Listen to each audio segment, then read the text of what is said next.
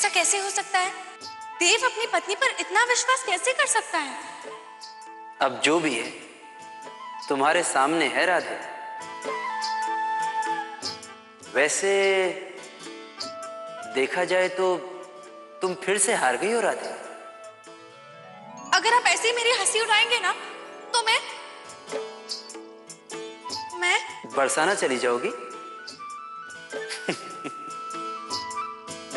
अब मुझे क्या पता था कि देव अपनी पत्नी से इतना प्रेम करता है, उसका इतना आदर करता है, बिल्कुल वैसे जैसे एक पति को होना चाहिए। पर हाँ, इसका ये मतलब बिल्कुल भी नहीं कि राधिका आपकी परम भक्त है। वो तो इस अवसर से इसीलिए बच गई क्योंकि देव उसका पति है। हाँ, वो तो है, पर एक कान्हा भक्त को ऐसा पति मिलना उसकी भक्ति का ही पुरस्कार है राधे। वो दोनों मेरे आशीर्वाद से शादी के पवित्र बंधन में बंधे हैं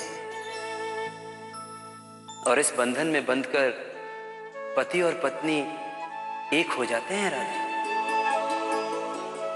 देव ने राधिका पर विश्वास करके उससे कोई सवाल ना पूछकर उसकी भक्ति का सम्मान किया है। उस भक्ति का जिसे तुम नकारना चाहती हो। अब आप मुझे शब्दों में उलझाइए मत। उसकी भक्ति की परीक्षा अभी बाकी है। मैं तो बस इतना जानती हूँ कि वो एक साधारण मनुष्य है और आपकी परम भक्त नहीं हो सकती।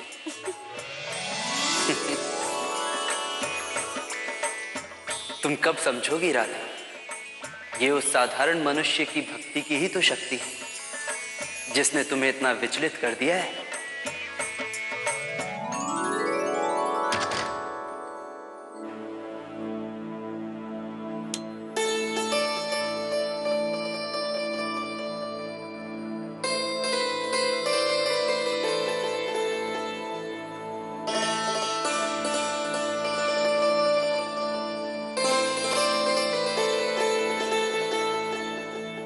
कुछ खाओगी?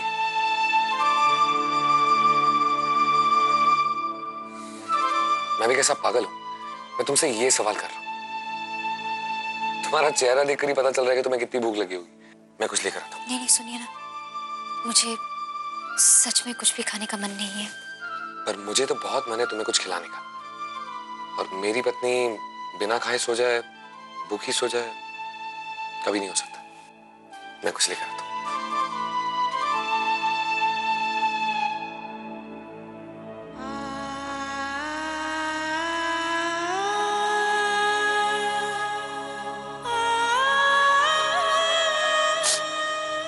कितनी भाग्यशाली हूँ जो मुझे आप जैसे पति मिले हैं। जब आज मुझे आपकी सबसे ज्यादा जरूरत थी तब आप मेरे साथ खड़े थे। और मुझे क्षमा कर दीजिएगा, मैं घर वालों के सवालों का जवाब नहीं दे सकती। राधिका,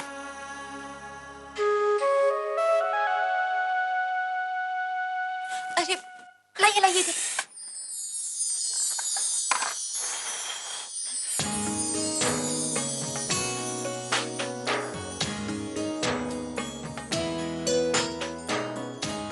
लगी तो नहीं आपको?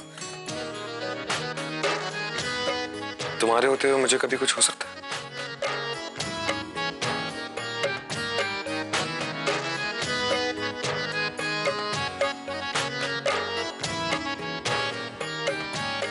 वैसे हम मर्द औरतों को इतना कम क्यों समझते हैं? मैंने आज तक छोटी माँ या दाई माँ को गर्म दूध का ग्लास के साथ परेशान होते हुए कभी नहीं देखा। और तुम देखो, तुम कितने आराम से लेके खड़ी हो। सलाम है तुम लोगों को।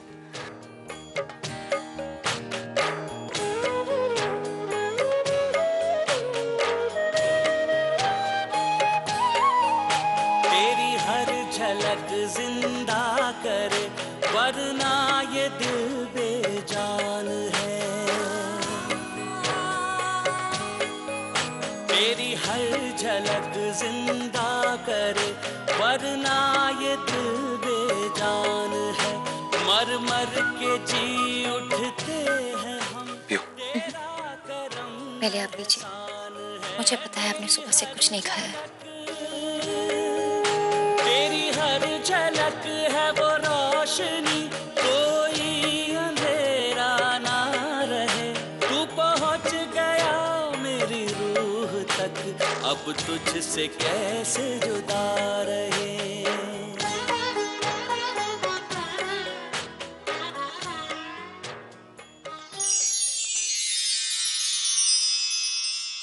वैसे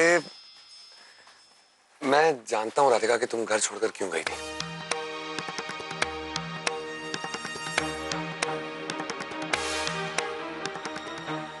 तुम माधवी भाभी से जलती हो ना,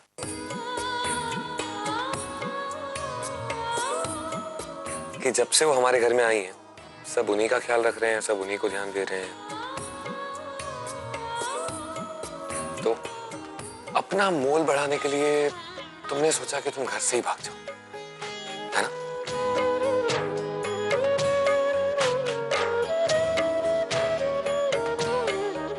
वैसे ये सीक्रेट सिर्फ तुम्हारे और मेरे बीच में रहे, तो तुम्हें चिंता करने की जरूरत नहीं।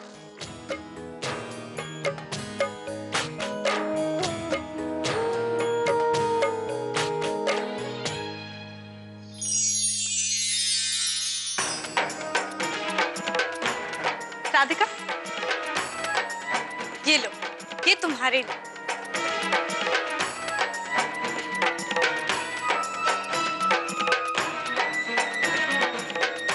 राधिका ने सुबह से निर्जल व्रत रखा हुआ है। आज उसे अपना व्रत पूरा करने में बहुत मेहनत करनी पड़ेगी। छोटी बहू, छोटी बहू। बात समझ में आ भी रही है कि नहीं? हाँ, मैं अपनी रातों की नींद गवा के घर वालों के साथ वृंदावन से वापस आ रही हूँ, तुझे सारी बात बता रही हूँ, और तू? अरे राधिका 6 दिन तक घर से गायब थी। कहाँ है, क्या कर रही है, किसी को कुछ मालूम ही नहीं है। अचानक से मिल जाती है और फिर कोई उससे कुछ पूछेगा भी नहीं, और चुपचाप उसे घर भी लाया जाएगा। समझ रहा है क्या हो रहा है? अरे अपनी बीवी के कहने में आकर अगर उसने हमें घर से निकाल दिया तो क्या करेंगे हम? बड़ी माँ ठीक कह रही है जेठ जी।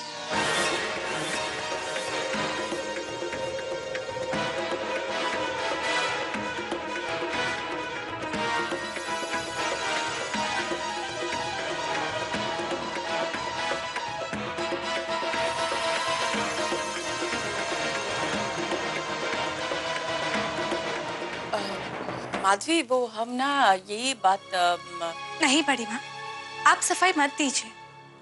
अगर सफाई किसी को देनी चाहिए तो राधिका को देनी चाहिए, जिसके खातिर पूरा घर 6 दिन से परेशान है।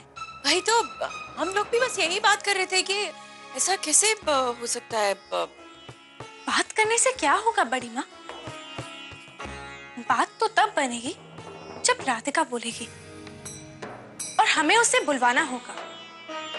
लेकिन देव ने कहा कि राधिका से कोई कुछ नहीं पूछे। सवाल कौन पूछेगा? हम तो बस अपने बातों के तीर चलाएंगे, धीरे से, चुपके से, जो चुभेंगे जरूर पर दिखाई नहीं देंगे। पर असर ये होगा कि राधिका के होठों पर सच आ जाएगा। क्या ख्याल है बड़ी माँ?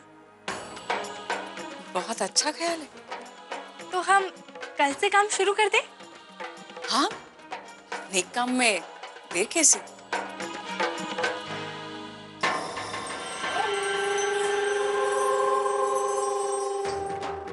अब कैसे बचोगी राधिका?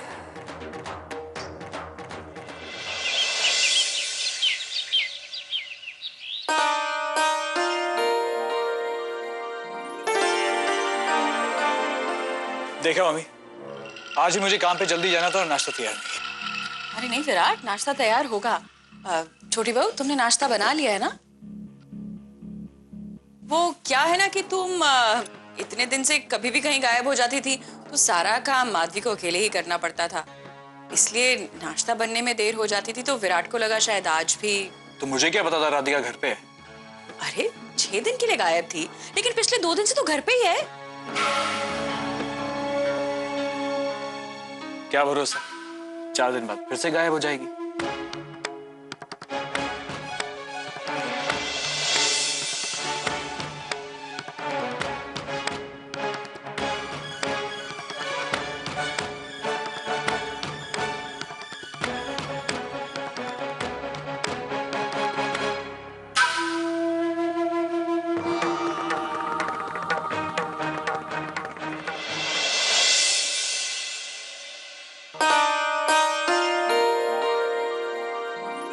राधिका, तुम मठ जा रही हो ना, तो ये पुस्तक मठाधीशी को दे देना।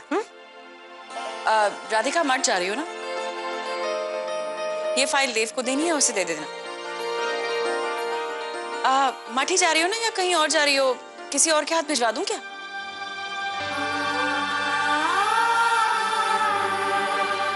आप ऐसा क्यों बोल रही हैं जीजी? अरे मैं क्या करूं, आजकल राधिका बिना बताए कहीं भी चली जाती है ना।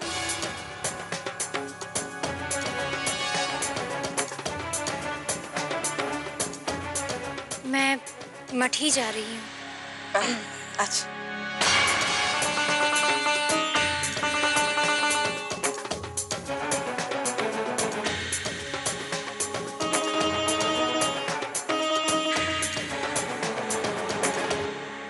जीजी विराट कहाँ है?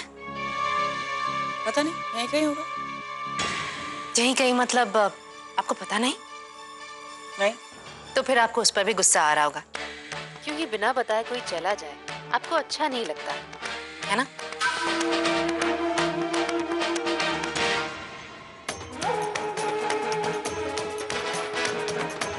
देख लिया राधिका की हिमायती। आप उनकी फिक्र करना छोड़ दीजिए बड़ी माँ, अभी आपको राधिका पर ध्यान देना चाहिए।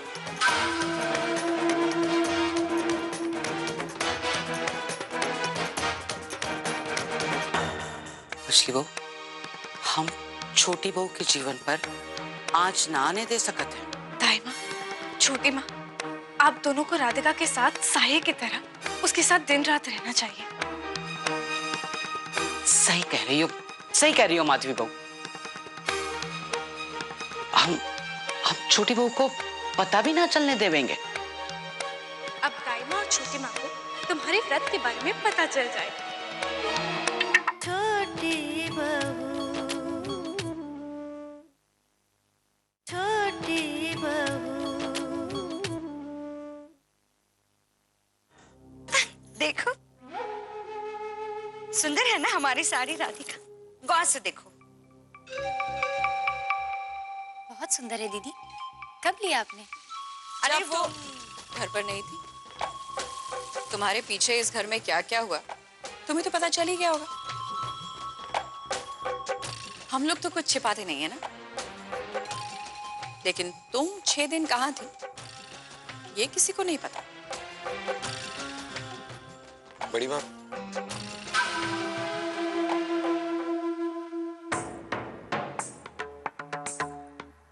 जो कुछ भी हुआ है इस बारे में घर में कोई बात नहीं होगी, ना ही सवालों के रूप में और ना ही तानों के रूप में। आप समझ रही हैं ना मैं आपसे क्या कह रहा हूं?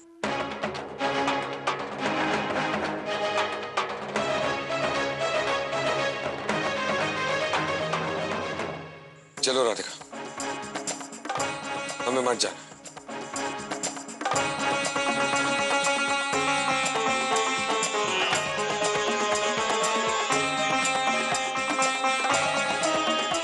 जीजी, आप ऐसा क्यों कर रही हैं? पिछले 5 दिनों से मैं देख रही हूँ आप किसी न किसी बहाने राधिका पर ताने कस रही हैं, उससे इस तरह की बातें कर रही हैं आप। क्योंकि और कोई उससे कुछ नहीं पूछ रहा है। किसी को भी राजपुरोहित परिवार के मान सम्मान की कोई परवाह नहीं है, और राधिका राजपुरोहिताइन होकर ऐसे काम कर रही।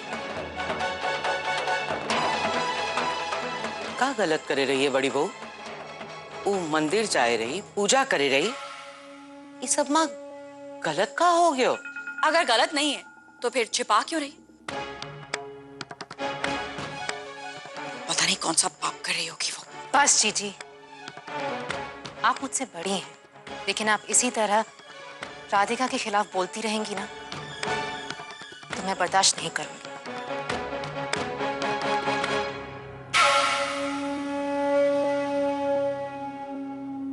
तू तो सही गलत की बात ना करे तो ही अच्छो है बड़ी बहू। तूने का कियो है हम सब ने देखो है। तो को तो राधिका जितना अच्छा बनने के लिए घोर तपस्या करनी पड़ेगी, तब भी पाप का पलड़ा कम ना होवेगा।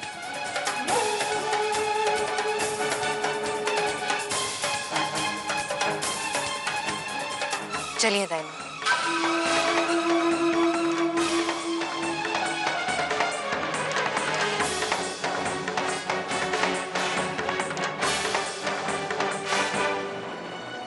मुझे केवल महेश्वरी की बुराइयों का ही नहीं, दाइमा और पद्मा की अच्छाइयों का भी फायदा उठाना होगा, तभी बात बनेगी।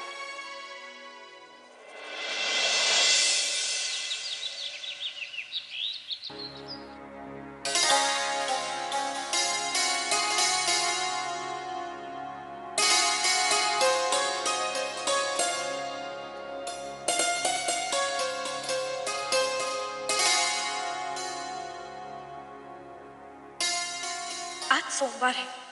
राधिका ने सुबह से निर्जल व्रत रखा हुआ है।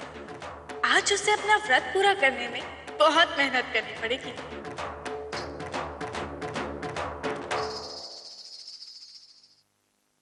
देवर जी, मुंह खोलिए। क्यों?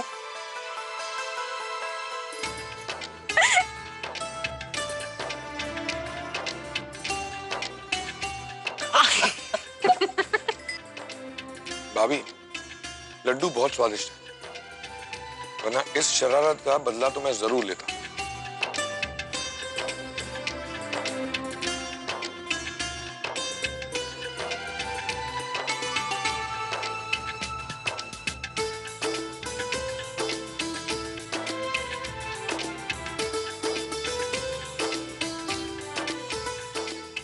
राधिका, ये लो, ये तुम्हारे लिए।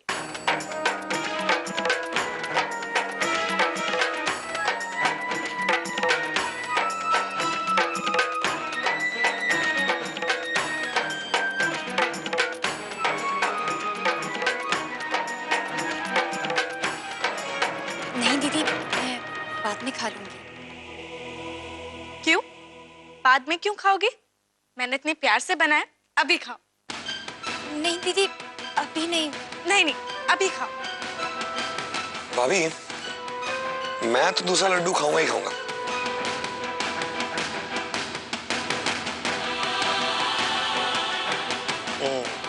आप अपनी देवरानी के लिए और लड्डू बना लें।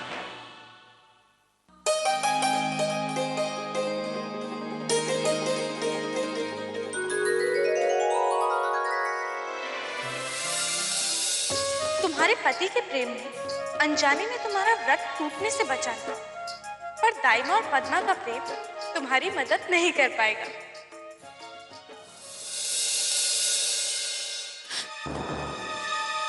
दाइमा, छोटी माँ, क्या हुआ?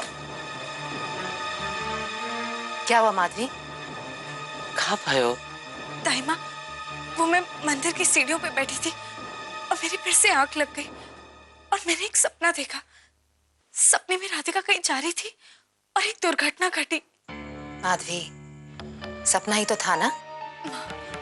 उस दिन भी तो सपना ही था ना, पर राधिका हमें मिली ना वृंदावन के मंदिर में। सही कह रही हो। दाई माँ, राधिका आज घर में है, मक्खन बना रही है वो। और घर से ज्यादा सुरक्षित जगह कोई और हो ही नहीं सकती। माँ, मेरे सपने में राधिका रात के समय बाहर थी। अरे पर रात को छोटी बहू बाहर काहे जावेगी? दाई माँ, 2 हफ्ते पहले भी तो राधिका रात के समय ही बाहर गई थी ना। अब उसके मन में क्या है ये तो हम नहीं जानते, और हम उससे कुछ पूछ भी नहीं सकते। लेकिन राधिका को बिना कुछ बताए, बिना कोई सवाल किए हम उसके प्राणों की रक्षा तो कर ही सकते हैं। दाई माँ, आप ही बताइए हमें क्या करना चाहिए। मछली बहू, हम छोटी बहू के जीवन पर आंच ना आने दे सकते हैं। दाई माँ, छोटी माँ, आप दोनों को राधिका के साथ साये की तरह उसके साथ दिन रात रहना चाहिए। सही कह रही हो, सही कह रही हो माधवी बहू। हम छोटी बहू को पता भी ना चलने देवेंगे। आप लोगों ने मेरा दिल का भार हल्का कर दिया।